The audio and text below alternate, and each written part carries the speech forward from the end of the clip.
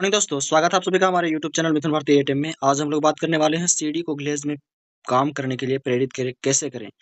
यानी प्रेरित करने का मतलब है कि उत्साहित कैसे करें और उसके अंदर मोटिवेशनल और मोटिवेट करने का तरीका क्या है एक सीडी को, जिसके वजह से वो काम करने के लिए रेडी हो जाए, तैयार हो जाए और जल्दी काम करके अपना प्रमोशन ले और खुद बने और खुद भी हमें भी कमाने लायक बना दे। तो चलिए आज की वीडियो में जानने वाले हैं कि सीडी को ग्लेज़ में काम करने के लिए कैसे प्रेरित करते हैं या कैसे प्रेरित किया जाता है। तो चलिए पहला नंबर हमारा पॉइंट है कि सबसे पहले ट्रेनिंग की पूरी जानकारी देनी चाहिए। अगर ग्लेज़ में कोई नया गेस्ट आता है, कोई नया डाउनलाइन आता है आपका, तो सबसे पहले उसको ट्रेनिंग के बारे में पूरी जानकारी देनी चाहिए।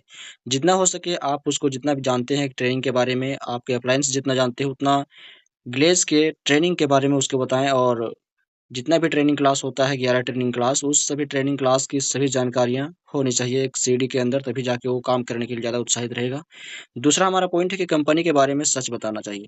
यानी ग्लेज़ में अगर आप काम करते हैं, ग्लेज़ के बारे में जो भी आपको लगता है कि बताना चाहिए, तो वो सभी बातें आप सभी अप्लायंस को, अपने डाउनलाइन्स के साथ, अपने गेस्ट के साथ सभी बातें शेयर करनी चाहिए जो भी बताने लायक हो। ऐसा नहीं कि पूरा बता देना है, लेकिन जितना बताने लायक हो, जितना वो पचा सके या फिर जितना वो ज़िंदा रह सके। ज़िंदा रहने का मतलब यही है कि जितना में वो समझ सके उतना उनको बताना है, ज़्यादा बताने के प्रयास नहीं करना है। और तीसरा हमारा पॉइंट है कि इस मीटिंग्स में ले जाना है। अगर अगर डोनलाइंस है तो डोनलाइंस का अगर ट्रेनिंग क्लास अच्छे से हो गया है, 11 ट्रेनिंग क्लास या फिर 3-4 हो गया है यार, और फिर हाउ टू अप्रोच भी हो चुका है, तो आपको मीटिंग्स में भी ले जाना चाहिए। अगर कहीं पर किसी का भी, किसी अप्लायंस का है मीटिंग्स, तो वहाँ पर उनको ले जाना चाहिए ताकि उनके दिमाग में आए कि लोग कैसे थे और कैसे बदल गए, अपनी ज़िंदगी को बदल दिया। तो सबसे पहले आपको कंपनी के बारे में बताना चाहिए और फिर मीटिंग में ले जाना चाहिए। तो पहला नंबर पॉइंट हमारा यही है कि सबसे पहले ट्रेनिंग जाना चाहिए, फिर कंपनी के बारे में बताना चाहिए, फिर तीसरा में है मीटिंग्स में ले जाना चाहिए। चौथा हमारा पॉइंट है कि कामयाब लोगों की कहानी बतानी चाहिए। अगर गिरवी बिजनेस में अगर कोई भी काम करते करते इतना भी, मतलब कि जितना भी गिरवी बिजनेस में सक्सेस हुए हैं वो सभी गरीब लोग ही थे और गरीब लोग ही सक्सेस होते हैं। तो कामयाब लोगों की ज़्यादातर कहानियां बतानी चाहिए गिरवी बिजनेस के अंदर, जो भी आपके गेस्ट आते हैं, डॉनलाइंस आते हैं। और जो पाँचवा हमारा पॉइंट है कि ज़्यादा इंसेंटिव वाले चेक दिखाकर मोटिवेट करना चाहिए। ऐसा नहीं कि एक सीडी का, एक पीडी का अगर इंसेंटिव दिखा देंगे तो वो नेगेटिव भी हो सकता है आपका डाउनलाइन, लेकिन हमें ऐसा नहीं करना है।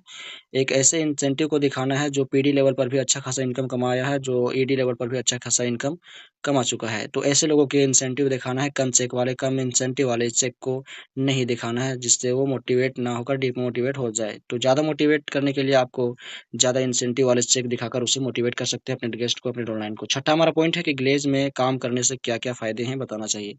यानी कि गैलवे बिज़नेस के अंदर और बाहर की दुनिया में और ग्लेज़ के बारे में बताकर उसको मोटिवेट करने का ज़्यादा प्रयास करना चाहिए, क्योंकि ग्लेज़ एक ऐसा बिज़नेस है जहाँ पर आप महीने का लाखों करोड़ों रुपए भी कमा सकते हैं। तो आप गैलवे बिज़नेस और बाहर के बारे में बताकर उसको मोटिवेट कर सकते हैं। जैसे कि बाहर में कमाएँगे तो आपको भविष्य में क्या फ़ायदा मिलेगा, और यहाँ पर काम करेंगे, गैलवे बिज़नेस में काम करेंगे तो आपको भविष्य कितना ब्राइट रहेगा, फ्यूचर बहुत ही ब्राइट हो जाएगा। तो ग्लेज़ के बारे में ज़्यादातर उसको ज़्यादा नॉलेज देना चाहिए, जिसकी वजह से वो काम करने के लिए तैयार हो जाए। सातवां हमारा पॉइंट है कि नॉमिनी फैसिलिटी के बारे में बताना चाहिए। कहीं भी अगर आप काम करने के लिए जाएँगे तो पहले के ज़माने में, पहले के दौर में नॉमिनी फैसिलिटी था जॉब के अंदर, सरकारी नौकरी के अंदर, लेकिन अब नॉमिनी फैसिलिटी का जो झंझट है वो हटा दिया है सरकार ने। तो गैलवे बिज़नेस और ऐसे डायरेक्ट सेलिंग कंपनियाँ बहुत सारी हैं जिसके अंदर में अभी नॉमिनी फैसिलिटी जारी है, चालू है। बाद में ये भी बंद हो जाएगा नॉमिनी फैसिलिटी का सिलसिला।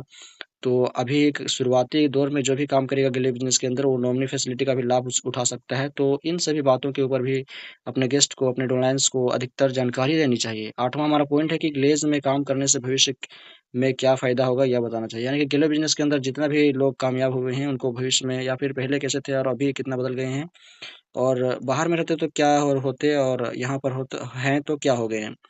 तो इन सभी की बातों के ऊपर गौर कराते हुए अपने डाउनलाइन्स को ज़्यादा मोटिवेट करके अपने अपलाइनर्स के साथ भी मीटिंग्स करवाना चाहिए।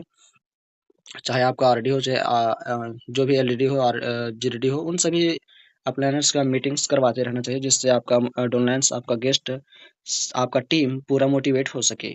और नौवां हमारा पॉइंट है कि बाहर के काम के बारे में यानी कि बाहर के काम के प्रति गेस्ट को नेगेटिव करना चाहिए। यानी कि बाहर में जितने भी काम होते हैं उनके बारे में थोड़ा नेगेटिविटी ही लाना चाहिए उनके दिमाग में, ताकि ग्लेज़ के प्रति उनका जो ध्यान है ज़्यादा केंद्रित हो सके, ज़्यादा रुक सके। तो ये था हमारा गैलवे बिज़नेस में काम करने के 9 ऐसे पॉइंट्स जिसके कारण आपका जो गेस्ट है वो गेलो बिज़नेस में अच्छे से काम करेगा और आपका लेवल बढ़ाएगा, आपका इंसेंटिव बढ़ाएगा और खुद कमाएगा और दूसरों को भी आपको भी कमाने लायक बना देगा।